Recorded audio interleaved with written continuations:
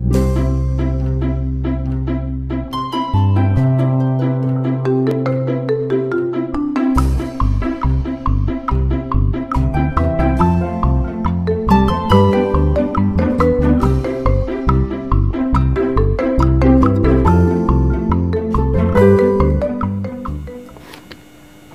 ส่งค่าไม่ส่งโหมโจมครับตอนพี่น้องเฮาค่ะเนื้ออ่อนได้ตามมูดังเซงในขณะที่เข้ามาบันแห้งโดยวิดีโอข่าวผ่านตั้งช่อง YouTube เกี่ยวใจและอีกบ้าแดง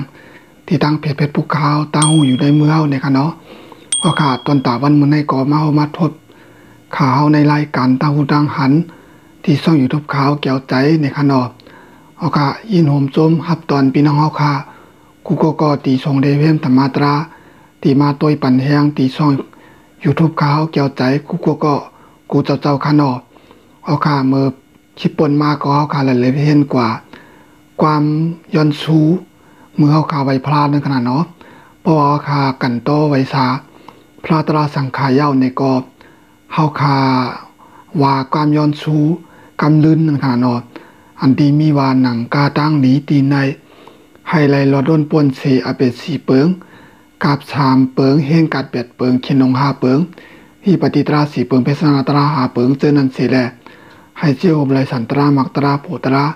นิกปันตราแม่นันเสกัมติขาออันว่านั้นขนาดเนาะเมื่อคลิปป่นมาก็เฮาคาหลายๆเพี้ยนกว่าอาเป็ด4เปิงและกับ3เปิงตีป่องมันในขนาดมาในตอนในก็เฮาขาดมาเลยเพี้ยนตีป่องความหมายเฮงกัด8เปิงในขนาดอันนั้นก็ตีอันนี้ตีนเฮาคาอย่าไปไรกว่า8ตีนั่นขนาดเนาะเอาคาอันพี่น้องเฮาคาไรหันอยู่ในกอเตเป็นเฮงกาด8เปิงอันนั้นก็เตรียมลี8ตีในขณะที่เฮาคาย้อนสู้เมื่อเข้าไว้พลาเมื่อใครกันตั้งดีกองมุกุโสนั่นอย่าไปอะไรกว่าในขณะ1ก็ปานพระราเป็นเจ้าปออย่าไปอะไรตกอะไรในขณะข้าวที่อ่านใน6ข้อมัน8อันก่อนในขณะปยกข้าวที่มาซับเรื่องนี้กำตอนในขณะมันมีอยู่6ข้อในขณะ1ก็ปานพระราเป็นเจ้าปอนั่นอย่าไปอะไรตกอะไรในขณะ2ก็อย่าไปอะไรกับเป็นในคงทรัพย์ในขณะ3ก็อย่าไปอะไรกับตีในคงปิกตาอสุรเกในขณะ4ก็อย่าไปอะไรกว่าตีเป็นตีในคงสร้างอสิญญาศาสตร์ที่มีตัวมีใจในขณะและเป็นช้างในโคงอรูปะในขณะที่มีใจมีโตนั่นก็อย่าไปอะไรกว่าละตีแล้วอย่าไปอะไรกับเป็นในขณะ5ก็เลยอยู่ตีวันนอกหน้าปางในเถินในขณะเตรียมมีพระตราสังขารนั่นก็อย่าไปอะไรกว่าตีเป็นตีนั้นในขณะ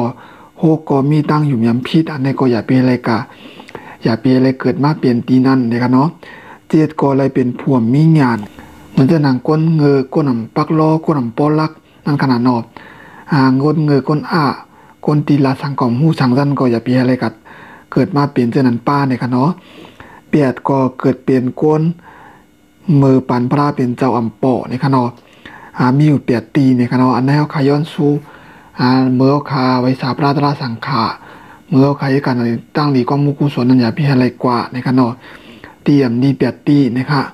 ออกากำในก็คาเตมาเลยเพียนตัวตีป่องมันอีกนึงในขณะ1ก็ปานพระเป็นเจ้าปอนั้นอย่าเปียได้ตกงานลายเนี่ยเหมือนจะหนังว่าก้นเอาคันในเพราะว่า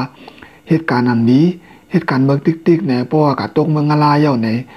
อายุเมืองงานลายก็บอกว่ามันหึงแห้งหนาปนตีเนี่ยแหละบางมุมปอกปอขายเฮ็ดพิษการนักหลงที่ว่าเฮาขาย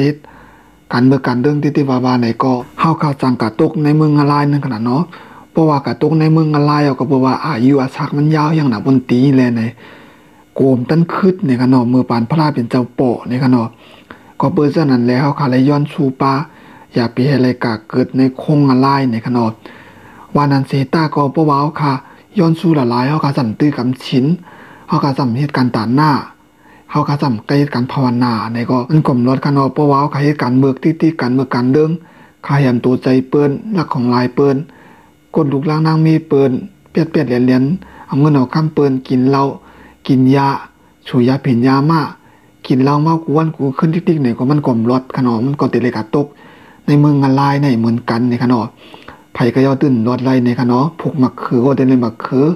ผูกหมักพิษก็ได้หมักพิษในขนมคนเฮาคันในเฮ็ดสั่งก็ได้ไรนั่นในขนมก็เปิ้นจังนั้นแน่เฮาคันเลยคัดใจเวในขนมมือป่นมาเฮาค่ะ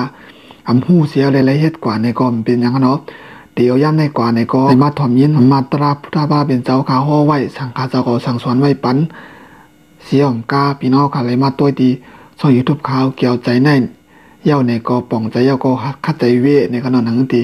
อำเลยกะตกเมืองลายนั่นในขนม1ก็ปานพระราเป็นเจ้าโปอย่าเปียเลยกะตกเมืองลายในขนม2ก็อย่าเปียเลยกะเปลี่ยนได้โครงชัดในขนม3ก็อย่าเปียละเลยกะเปลี่ยนในโครงปิกตูปิกตาอสุรกีในขนมอันในก็เพราะว่าเลยกะตีในเย้าในก็ตัดตีทบยาพระราเป็นเจ้านั้นก็มันหยาบหนาในขนมก็เพราะว่าขำหู้ไรขนาดเนาะเพราะว่าเลยกะเกิดเป็นตีในเจ้าในเย้าในก็ตัดตีมากเกิดเป็นก้วนในก็ง่ายๆเย้าในขนมเข้าใจการตัดนี้ก็มุกุโสเมียมนี้แล้วเข้าใจเวในขนม4ก็เป็นช้างสิงญาชาติมีโตมีเจอในขนมอันนี้ก็ได้มีขนมในธรรมะตราพุทธพระเป็นเจ้าค่ะห่อไว้ในอภิธรรมาในขนาดเนาะเพราะว่าอะไรกะเป็นช้างสิงญาชาติมีตัวละลายมีใจในก็พระเป็นเจ้าค่ะปอสิตาก็อำจางมือช็อตอำจางมือฮอตรานี้ในขนมก็เพราะว่ามันมีตัวละลายมีใจในขนาดเนาะเจ้าก็เป็นช้างในโค้งอรูปะมีใจมีโตในขนมอันนี้ก็พระเป็นเจ้าค่ะจังห่อปันตะลาในขนมก็บอกว่ามันมีหูในขนมเนาะขนมอันนี้ก็ค่ะย้อนสู่ป้าใหญ่ปีอะไรกะตีที่ในเนี่ยค่ะหาก็เลยอยู่ที่วันนอกซอกเถินหน้าปางในขนมเมื่อจะนังกำพองในกะเกิดเตียนมีธรรมะตะลาค่ะเนาะอันในกะเกิดในเถินในเครือแล้วก็มาดอกมาจูกวนในขนาดเนาะเดี๋ยวพิจารณาขนาดเนาะก็มีในขนมอันในก็ขโมยการตั้งอีกมุกุโสค่ะวันขึ้นก็หากินหายำในเถินในป่าข้าตัวใจอาชากเปิ้นเจ้าก็มาเล่งตัวใจเฮาที่เป็นเจ้านั้นก้อยในขนมหมอยการตั้งอีกมุกุโสในก็อย่าเปียได้กะตีในขนมโฮก็มีตั้งอยู่ยำพิษในขนมอันนี้ก็อย่าเปียได้กะเกิดตีในขนมก้นเฮากันในเพราะว่ามีตั้งอยู่ยำพิษเอาในก็เหมือนจะหนังว่า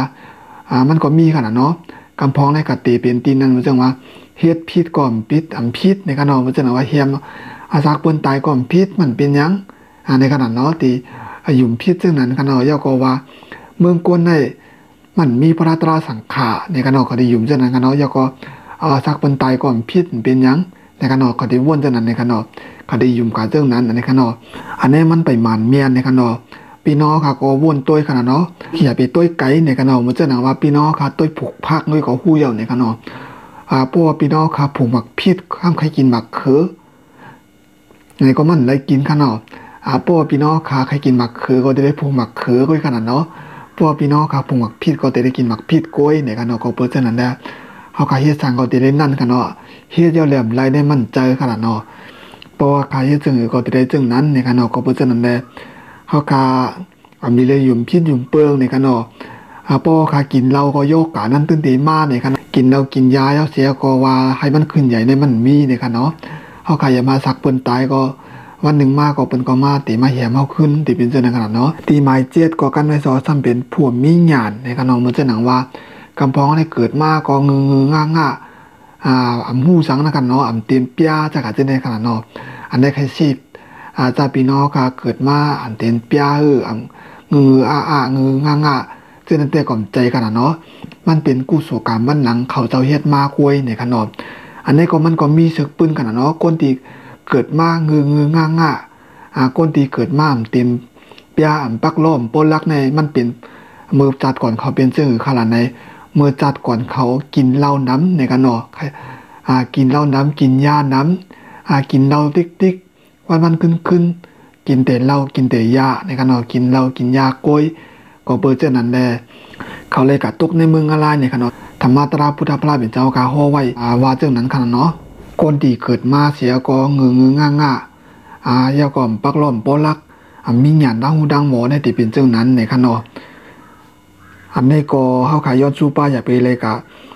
อย่าไปอะไรมาเกิดเปลี่ยนเจ้านั้นในขนมเปียดก็เกิดมือปานพระเป็นเจ้าไปโปะไปมีในขนมในก็มันติมีขนาดเนาะกวนเอากำพองในเพราะว่าป่วนเสียเมืองอะไรมาเหตุการณ์อากุศลนั้นมาเพราะว่าป่วนเสียนั้นมาแล้วก็มาเกิดเป็นกวนตีนั้นมีพระตราสังขารในขนาดเนาะแล้วก็จะให้การตันนี้ก็มุกุโสเหตุการณ์เมืองติ๊กเนี่ยก็กำเนิดมาก็กับเมืองอะไรขึ้นนั่นขนาดเนาะ มวนตะลาไลในขณะอันใดก็อย่าไปให้ไรกาเป็นในขณะอันเดียวกันเลยมากเกิดพยายามพ้องตัวในเป็นในศาสนาพุทธพระเป็นเจ้าค่ะโกตมาพระเป็นเจ้าในขณะปีสมาค่ะเกิดมาตันญาตัวพุทธพระเป็นเจ้าสีตาก็เฮาค่ะตันมาญาศาสนาพุทธพระเป็นเจ้าในขณะก็เปิดเจ้านั้นแล้วค่ะดีเลยเฮ็ดไว้ในขณะป้อค่ะเหตุการณ์ตันอีกว่ามุกุสูงไว้นำในก็อันดีมาแทงศูนย์หนึ่งก็ตีเป็นพระเป็นเจ้าอริเมติยาในขณะในกำผาลูกในขณะในกำผาในพระเป็นเจ้าปอ5สู่ในขณะป้วนกับเย้า4สู่ในขณะเมื่อพระเป็นเจ้า4สู่ป้วนกันนั่นเมื่อพระเป็นเจ้า4สู่ตึกมีอยู่นั่นเฮาคาจำกัดเป็นอย่างเฮาคาก่อมฮู้ในขณะก็เมื่อว่าเฮาคาก็เหตุการณ์อันนี้ไว้นั่นขนาดเนาะเมื่อพระเป็นเจ้าเฮาคาป้วนกับ4สู่นั่นฮู้ว่าเฮาคากะตึกกะเป็นอย่างอยู่ในขณะสังเกตว่าเฮาคาเหตุการณ์ตอนนี้ก็มุกุโสเว้นนั้นเตก็ป้ากะจอมพุทธพระเป็นเจ้าขนาดเนาะรายการเมืองนิปปานยาวอำในมากคำในเมืองกลคงกลางอำในเกิดอำในเจี๊ยบอำในเปลี่ยนอำในตายอำในเท่าติ๊กเย่าในขณะก็เปิดว่าเฮาคาซ้ำในการตอนนี้ก็มุกุโสไว้แลในก็อำตัญญาขณะพุทธพระเป็นเจ้าอันป่นกับสีสูแนวขันตัญญาในขณะพระเป็นเจ้าป่นกับสีสูแนวขันตัญญาในขณะก้อยกว่าเป็นหยังในขณะเฮาคาตัญญาศาสนาพุทธพระเป็นเจ้าก็ตามมาเฮาคาอยู่ในขณะพุทธพระเป็นเจ้าก็ตามมาปันไว้ศาสนา5เฮงในขณะตัวเดียวก็ตกครึ่งกลางยาวในขณะตัวเดียวก็ถึงมา2เฮง5ปาก64ในขณะป้อว่ายาวในขณะตีถึง5เฮงยาวขณะป่นครึ่งกลางหรือมายาวในขณะก็เปอร์เซ็นต์นั้นแล้วค่ะก็ดีละเอียดการนั้นนี่ก็มุกุโสไว้น้ำในขณะหนังคือเฮาคาตีไล่ทบญาพุทธพระเป็นเจ้าค่ะอริเมติยาอันดีปอมาแดงสู่ตั้งนาในขณะเพราะว่าปอมาแดงสู่ในเอาป่วนกับเย้าในก็ฮู้ว่ากำพาลูกทั้งตั้งนานั่นตีปอมาพุทธพระเป็นเจ้าตีปอมาแดงอยู่5ในเฮาค่ะก็ฮู้ไล่ในขณะก็เปิดเจ้านั้นแล้วค่ะก็ดีเลยการตันนี้ก็มุกุโสกันในค่ะคัดใส่การตาหน้าตื้อกำสินศีลาเหตุการภาวนาในขณะข้อหมาย8ก็อย่าปีให้ไรกาเกิดเมื่อปันพระเป็นเจ้าไปโปะในขณะอันนี้ก็เป็นมีอยู่8อันในขณะที่เฮาขย้อนสู้มือเฮาขาไว้พระนั่นขณะเนาะเป็น4เปิงกับ3เปิงแห่งกับ8เปิงในขณะเฮาขย้อน3อันในขณะมีอยู่6ตอนในขณะตึกเฮากับ3อันในขณะเอาเป็น4เปิงกับ3เปิงแห่งกับ8เปิงห้ามติมาทางเขียนลง5เปิงในขณะแต่ว่าทางวิปติตรา4เปิงและปัสนาตรา5เปิงในมีอยู่6เปิง6ตีในขณะตัวเดียวก็ตึกเฮากับ3เปิงก้อยในขณะเฮาคาจังไกมาเลยเพชรตัวจอมกันแทงในขณะที่ช่องYouTubeขาวแก้วใจในขณะสังเกตว่าพี่น้องค่ะไปเลยติดตามในก็ฝากติดตามกดปันแห้งขาวอีกนึงในขณะยินจอมพี่น้องค่ะก็ในขณะที่ทรงเทเพียนธรรมาตระพุทธพระเป็นเจ้าในขณะที่มาเลยเพียนกว่าจอมกันที่ช่องYouTubeขาวแก้วใจในขณะแล้วก็มีพี่น้องค่ะย้อนมาการต่างซ้อมพุทธพระเป็นเจ้าไผ่ปาลีในขณะการต่างซ้อมอเนกัจจาในขณะอันนี้ก็ค้าก็ไปเลยหามาถักตอนปันพี่น้องคาในขณะก็ตีคัดใจเสียก็เอามาผักตอนปันพี่น้องคาในขณะยินจมพี่น้องค่ะก็ขณะตีกดไลค์กดแชร์กดติดตามแล้วก็มาติ๊กปันแห้งตัววิดีโอข่าวตาเสในขณะเฮาคาสั่งกันมาทบจอมกันแทงขณะยินจมพี่น้องค่ะยินนำคาไม่ทรงคารุมลายปลาอยู่ลีกันค่ะเนาะ